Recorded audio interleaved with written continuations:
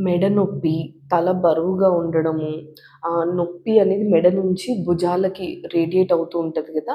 అట్లాంటి వాళ్ళందరిలో చాలా కామన్‌గా ఎస్పెషల్లీ లేడీస్ చేసే మిస్టేక్ ఏంటి అనంటే, హెడ్ బాత్ చేసిన తర్వాత హెయిర్ అనేది డ్రై చేసుకోకపోవడం. అలానే చాలా సేపు జుట్టుని తడిగా పెట్టడం.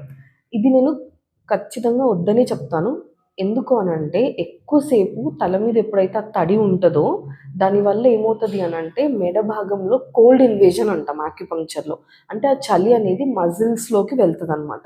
దాంతోటి ఆ కండరాలన్నీ గట్టిగా అయిపోవడం, అక్కడ ఎప్పుడైతే కోల్డ్ మజిల్స్‌లోకి ఎళ్తదో, అక్కడ రక్త సరఫరా అనేది తగ్గిపోతదనమాట. ఇవి రెండిటి వల్ల రక్త సరఫరా తగ్గిపోవడం, కండరాలు గట్టిపడడం వల్ల నొప్పి అనేది తీవ్రంగా తెలుస్తది. ఇంకా దీనివల్ల హెడ్‌ఏక్స్ కూడా వస్తుంటాయన్నమాట.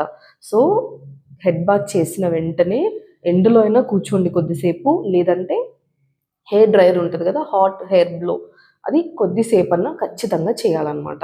అలా చేయడం వల్ల ఆల్రెడీ ఉన్న నొప్పి తగ్గుతది. ఫ్యూచర్‌లో మెడ నొప్పి వచ్చేదున్నా కూడా ఖచ్చితంగా తగ్గిపోతదనమాట.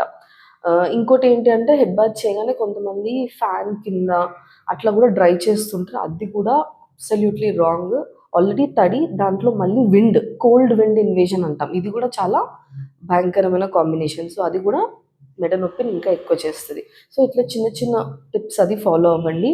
అండ్ ఇంకా తీవ్రంగా చాలా దీర్ఘకాలికంగా మెడ నొప్పితోటి ఎవరైనా ఇబ్బంది పడుతున్నారు, మాకు మెడిసిన్స్ చాలా వాడేసాము, లేదంటే మెడిసిన్స్ మాకు చాలా అలర్జిక్ ఉంది, అది వాడినప్పుడు పడట్లేదు అనుకున్న వాళ్ళందరూ కూడా ఖచ్చితంగా యాక్యుపంక్చర్ ట్రీట్మెంట్ ప్రయత్నించండి. అద్భుతమైన రిజల్ట్స్ ఉంటాయి. నొప్పి మెడిసిన్స్ లేకుండానే, ఎట్లాంటి కెమికల్స్ లేకుండానే న్యాచురల్‌గానే నొప్పి అనేది తగ్గించడం జరుగుతది యాక్యుపంక్చర్ ట్రీట్మెంట్‌లో. Thank you so much for watching. నేను డాక్టర్ అక్షత యాక్యుపంక్చరిస్ట్. మళ్ళీ నెక్స్ట్ వీడియోలో కలుద్దాం.